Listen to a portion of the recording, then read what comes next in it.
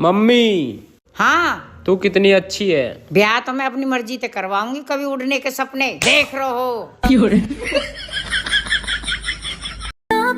सुनिए ना। हाँ बोलो ना। वो मुझे कुछ पैसे चाहिए थे। कितने पैसे चाहिए? वैसे तो मुझे 2000 रुपए चाहिए थे, लेकिन आप मुझे 1000 रुपए दे दो। ये लो, 3000 रख लो। 3000 क्यों? मैंने तो सिर्फ 1000 रुपए मांगे हैं। अरे रख लो बाबा, 1000 रुपए तुम्हारे और बाकी 2000 रुपए तुम्हारे, किसी और काम में जाएंगे। हेलो पापा, मुझे 5000 रुपए की जरूरत थी, वो कॉलेज की फीस भरनी थी।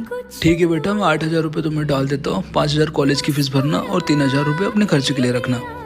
ठीक है पापा। क्या हुआ, इतना क्यों सोच रही हो?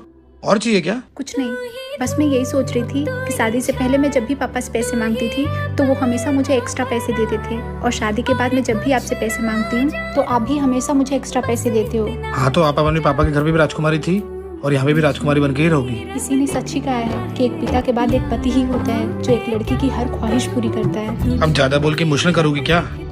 ये लो, ये पैसे रखो, मैं चलता हूँ।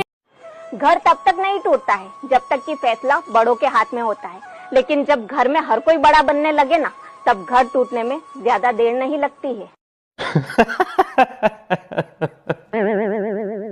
क्या हो गया तुझे? तुझे किस चीज की चिंता खाई जा रही है?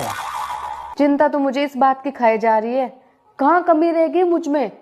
अपनी शादी को 10 साल हो गए, फिर भी आप ऐसे हंस रहे हो।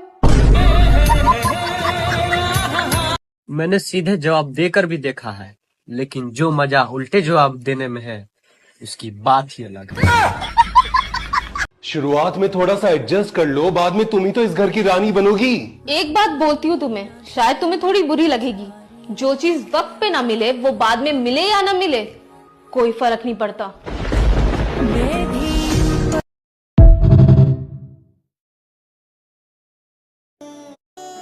अरे दीक्षा, आ बैठ बेटा। तेरी मम्मी नहीं आई बिटिया? मम्मी थोड़ा काम से बाहर गई हैं, तो मैंने सोचा मैं ही भाभी से मिलाती हूँ। चल अच्छा की। अच्छा बताइए ना आंटी, कैसी है आपकी नई बहू?